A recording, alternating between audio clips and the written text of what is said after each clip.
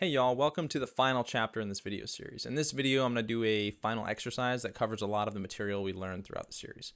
So just like the other exercises, I'm going to give you guys a description, and then I'm going to give you guys some hints, and then move on to the actual solution. So grocery run exercise. Write a console application that will prompt a user to build a grocery store containing item names and prices. A good way to store this store is going to be with a dictionary because you have keys and values. Well, names and prices is a good way to see that as a key and a value.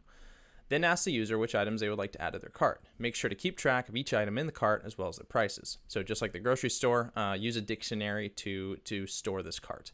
Keep a running total for the receipt. Use the cart to generate a receipt along with the total price of the entire cart and display it to the user. So I'm not expecting you to store the receipt in any type of data structure. Just print it out to the console so you can see what you bought after you run the application. Note, use dictionaries, right? And then down here is a little visualization of how you can use a dictionary to store the store and the cart.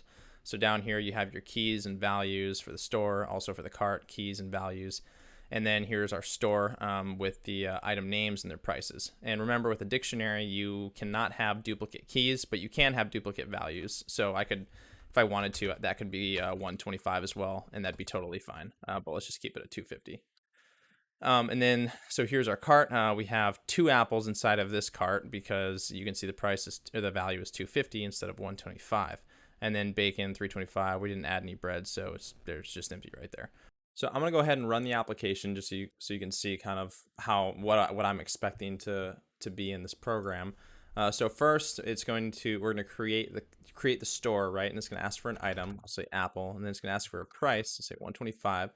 Then add another item, Y for yes, anything else for no. I want to add another item, I'll add bacon, price 325. I'll add another item, Limbus bread, and price that at 750 because that is some quality bread. Let's add one more item. Let's just add some, I don't know, orange juice, and we can price that at 175. And then I don't want to add anything else, so I'm going to hit in for no. And then now we're gonna start adding items to the cart. So here we're building the cart. Add items to your cart from the following list by typing the item name. Now you have to type in the name exactly because that's how we're finding the item inside the store and then adding that to the cart. So I want to add an apple. Would you like to add another item? Yes. I'm gonna add another apple, and then I want to add another item. Let's add some, Limbus bread. And then I'll add one more item. I'll add some bacon, and then I'm done. So I'm gonna hit in for no, and then we're gonna get our receipt. Thanks for shopping. You bought 2 apples, so instead of 125, you can see that this apple is 250 because we have 2 in there. And then Limbus bread is 750, bacon 325, and then our total is the sum of all of that. So yeah, let's move on to some more hints for you guys. So this is how I approached it, and I want to really make sure I reiterate this fact. There's a lot of different ways to do this. This is how I approached it. And I broke it down into 3 main methods. First, I instantiated a total, like a running sum to 0. And then I have this create store method, which is going to create a new dictionary, which is going to hold all the items and values.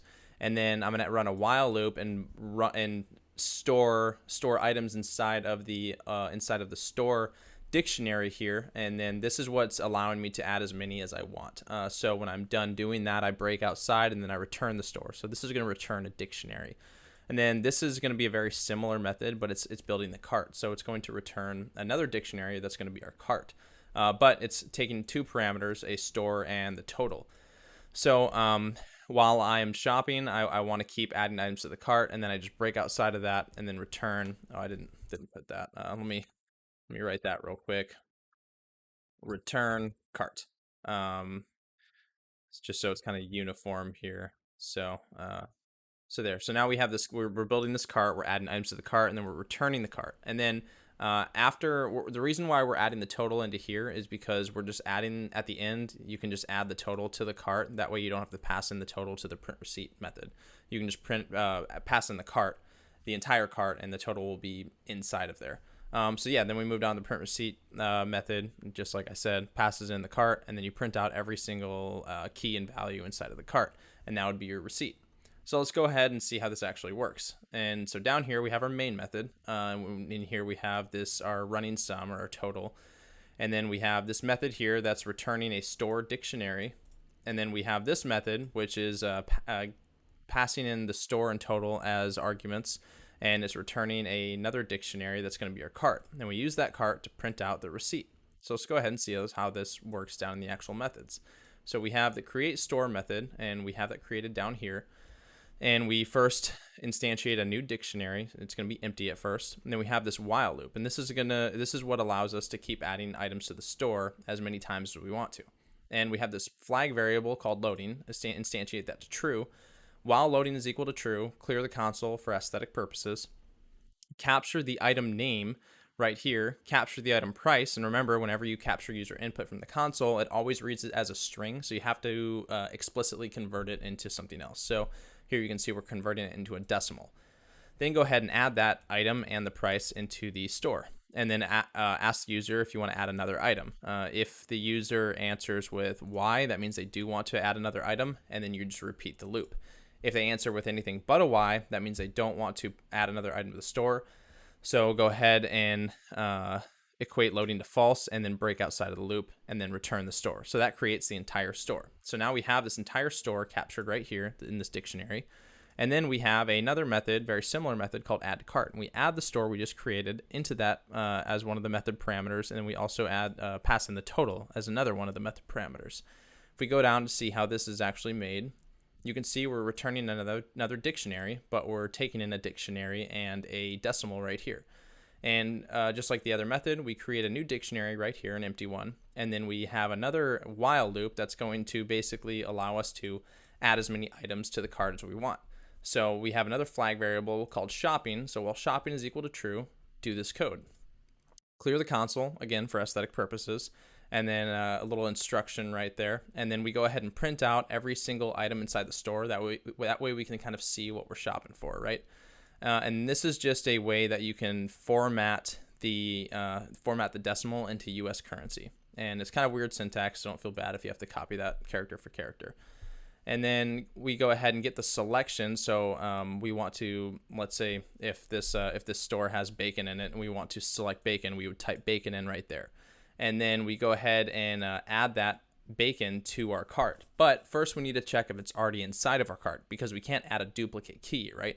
So first we check and see if that the selected item is already in the cart. If it is, just go ahead and add the value appropriately to that current item. If it's not in the cart, then go ahead and add a new entry. So you can add the selected item and the appropriate price. Then go ahead and increase the total as appropriate.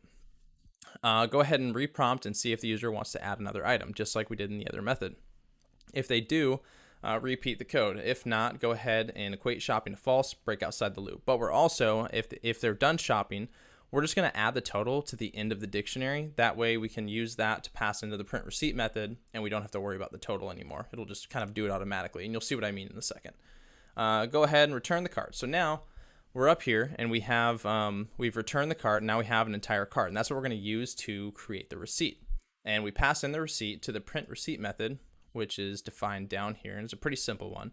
So go ahead and pass in. You can. Oh, sorry. Let me restart. You can see that we have a void return type because we're not returning anything, and then we're passing in the dictionary, which will be the cart. And then just thanks for shopping, whatever. For each item inside of the cart, format the decimal into US currency, and then print out the item key and the item value right here. And so that's how it's done. And that wraps it up for this video, and that wraps it up for this entire video series as well. So if you made it this far, thanks a lot for watching. This is my first video series that I created on YouTube, so please let me know in the comments what I can do better, because I plan to keep making videos and I want to make them better and better and better every time. But again, thanks a lot for watching. I'll see you in future videos.